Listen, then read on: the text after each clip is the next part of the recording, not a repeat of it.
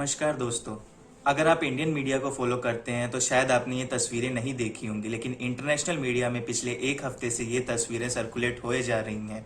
ये तस्वीरें हैं गाजा की, जहां पिछले एक हफ्ते से इजराइल फोर्सेस कंटिन्यूअसली बम्बार्डिंग कर रही है सिविलियंस पे। गाजा एक तरीके से जंग का मैदान बन गया है, लेकिन ये पहली बार नहीं है जब गाजा और इजराइल के बीच में एक लड़ाई छिड़ी है।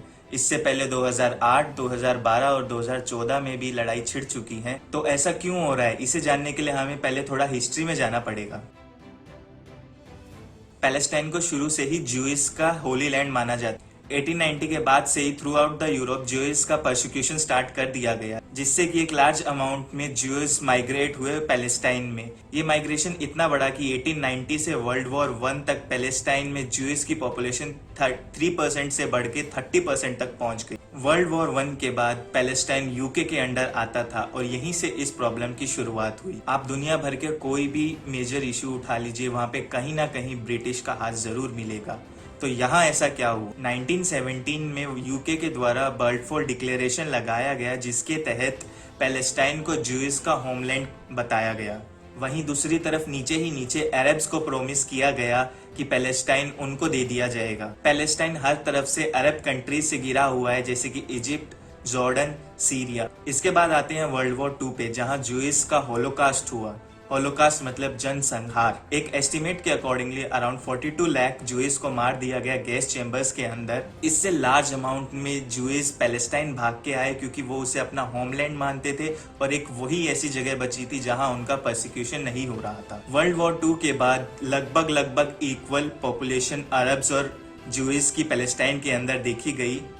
इसके बाद ब्रिटिश सरकार ने पैलेस्टाइन से अपना पल्ला झाड़ लिया। उन्होंने ये जिम्मा यूएन को सौंपा कि अरब्स और ज्यूइस में इस लैंड को इक्वली डिवाइड कर दिया जाए। काफी लोग ये मानते हैं कि यूएन का सबसे पहला प्रोजेक्ट ये था कि पैलेस्टाइन को इक्वल डिवाइड कर दिया जाए ज्यूइस और अरब्स के बीच में। जैसा कि हम इस मैप में देख सकते हैं, ऑरेंज एरिया जिसे आज हम इजराइल कहते हैं, वो ज्यूइस स्टेट बना के ज्यूइस लोगों को दे दिया गया। वहीं दूसरी तरफ येलो एरिया अरब्स को सौंप दिया गया एज ए अरब स्टेट। ये एरिया बिल्कुल 50% में डिवाइड किया गया बेस्ड ऑन द पॉपुलेशन। जहां ज्यूइस की पॉपुलेशन ज्यादा थी वो एरिया ज्यूइस को दे दिया गया, और जहां अरब्स की पॉपुलेशन ज्यादा थी वो एरिया अरब्स को दे दिया गया। लेकिन इस डिवीजन में जेरूसलम को अलग रखा गया, क्योंकि उसमें हाफ पॉपुलेशन ज्यूइस की थी और हाफ पॉपुलेशन अरब्स की थी, तो इसलिए उस पर इंटरनेशनल गवर्नेंस करने को कहा गया। जहां ये मुद्दा शांत हो जाना चाहिए था, वहीं इस झगड़े की शुरुआत हुई। यहाँ आता है सबसे पहला अरब इजराइल वॉर।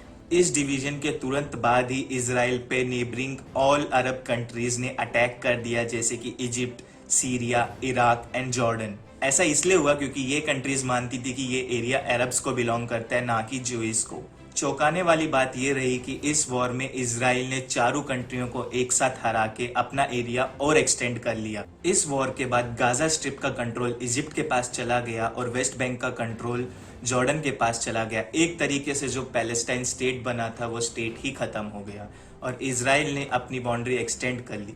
इस फोटो में आप यूएन का प्रपोज्ड मैप और आफ्टर वॉर मैप देख सकते हैं। 1967 में इजिप्ट, सीरिया एंड जॉर्डन ने अपनी फोर्सेस को इजराइल की बॉर्डर पे लगा दिया अटैक करने के लिए, लेकिन इस बात की खबर इजराइल को पता चल गई और उन्होंने एक पहले ही सरप्राइज अटैक इन तीनों कंट्रियों पे एक साथ किया। ये अटैक इतना खतरनाक था कि इजराइल ने तीनों कंट्रीज को एक साथ हराया, वो भी बहुत ही बुरी तरीके से। इस अटैक के बाद इजराइल का एरिया 3 गुना बढ़ गया। जैसा कि आप इस मैप में देख सकते हैं, गोल्डन हाइट्स सीरिया से छीन लिया गया, गाजा इजिप्ट से छीन लिया गया, सिनन पेनिनसुला जो इजिप्ट का खुद का एरिया था वो भी उनसे छीन लिया गया, और वेस्ट बैंक जॉर्डन से छीन लिया गया। 1973 में इजिप्ट एंड सीरिया ने अपने खोए हुए हिस्से को वापस पाने के लिए एक बार फिर से अटैक किया और एक बार फिर से इजिप्ट की फोर्सेस ने दोनों कंट्रीज को एक साथ हरा दिया। इस वॉर का नतीजा ये हुआ कि इजिप्ट डिप्लोमेटिक तरीके से इश्यू को रिजॉल्व करने के लिए माना।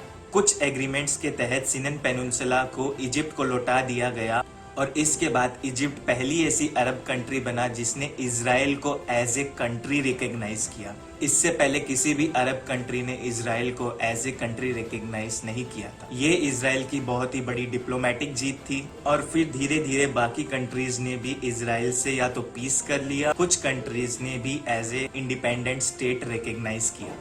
अब आप सोच रहे होंगे कि तो पैलेस्टाइन का क्या हुआ? पैलेस्टाइन तो बचा ही नहीं, क्योंकि गाजा और वेस्ट बैंक दोनों ही इजराइल के अंडर आ गया।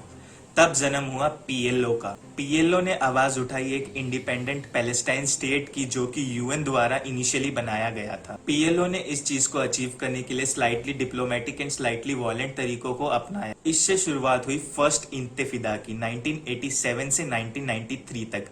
इंतफिदा is uprising of people of the same country against their government. In fact आज के टाइम पे जो हम कश्मीर में लोकल लेवल टेररिज्म, पत्थरबाजी और जो प्रोटेस्ट देखते हैं वो इसी इंतफिदा से इंस्पायर्ड है।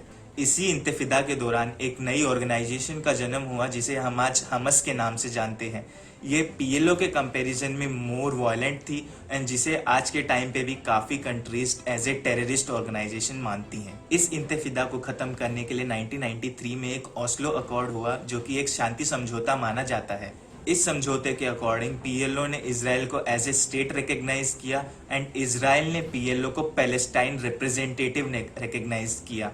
इसी समझौते के अकॉर्डिंग 5 साल तक गाजा और वेस्ट बैंक को पैलेस्टाइन को सौंप दिया गया और इसके बाद पैलेस्टाइन में खुद के इलेक्शंस और खुद की गवर्नमेंट बनना शुरू हुआ। इसके बाद कुछ सालों तक सब शांत रहा, लेकिन इस चीज में चिंगारी तब लगी जब 2000 में उस वक्त के प्राइम मिनिस्टर अहूद बराक 1000 सैनिकों को लेकर टेम्पल माउंट पे चले गए। टेम्पल माउंट को दोनों ज्यूइश और अरब्स एक बहुत ही होली प्लेस मानते हैं। इस स्टेप ने एज ए ट्रिगरिंग फैक्टर काम किया, जिससे कि सेकंड इंतफिदा की शुरुआत हुई। सेकंड इंतफिदा फर्स्ट के कंपेयर में और ज्यादा वायलेंट थी, जिसमें कि 1000 इजरायलीज एंड 3000 पैलेस्टाइन की मौत हुई। ये इंतफिदा 2000 से 2005 तक चला। इस इंतफिदा के बाद इजराइल ने अपनी फोर्सेस को गाजा से हटा लिया, जिससे कि हमास और ज्यादा इन्फ्लुएंशियल होने लगा। 2006 के बाद पैलेस्टाइन एक प्रोपेगेंडा चलाया गया जिसमें नेशनलिज्म को प्रमोट किया गया और जिससे कि जो पार्टीज ज्यादा नेशनलिज्म को प्रमोट करती थी वो इलेक्शन में जीतकर आने लगी। इससे ऐसी पार्टीज जीतकर आने लगी जो ये कहती थी कि हम इजराइल को नक्शे से ही हटा देंगे,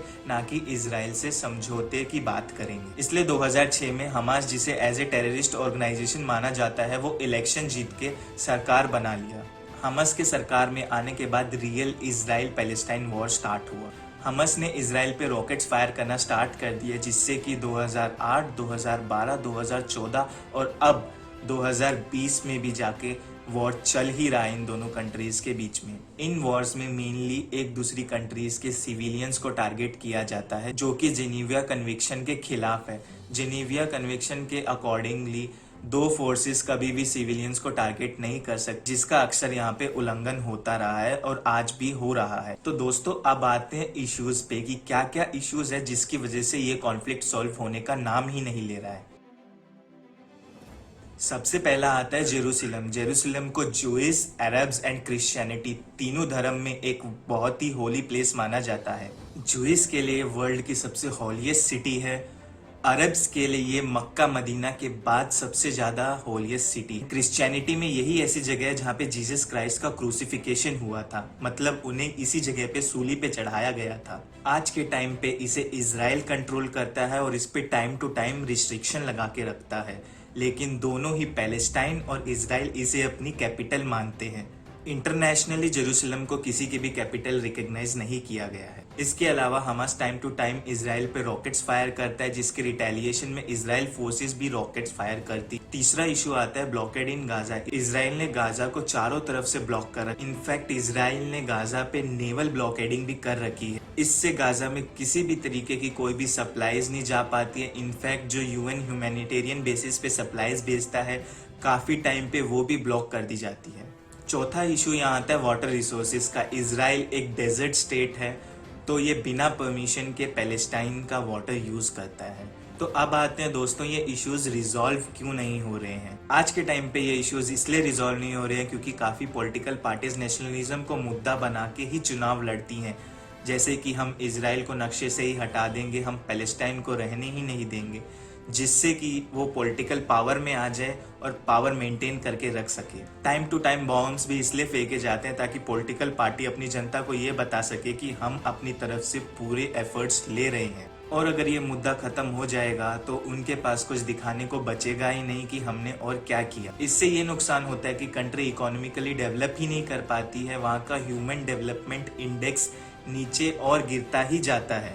फॉरेन कंट्रीज एक पॉलिटिकल अनस्टेबल और वॉर हिट स्टेट में इन्वेस्ट ही नहीं करती हैं, जिससे कि वहां जॉब्स क्रिएशन भी नहीं हो पाते। अब आते हैं सॉल्यूशन पे। इसे रिजॉल्व करने के लिए दो सुझाव दिए गए हैं। एक है 2 स्टेट पॉलिसी और दूसरा है 3 स्टेट पॉलिसी। लेकिन ये महज एक सुझाव ही बन के रह गए हैं, क्योंकि कोई पीछे हटने को राजी नहीं होता है। दोनों कंट्रीज अपने आप को सही मानती हैं और किसी के पास पॉलिटिकल विल नहीं है इसको रिजॉल्व करने के लिए। तो ये थी इजराइल पैलेस्टाइन की कहानी।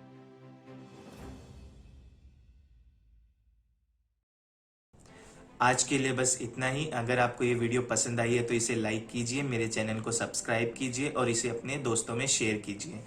धन्यवाद।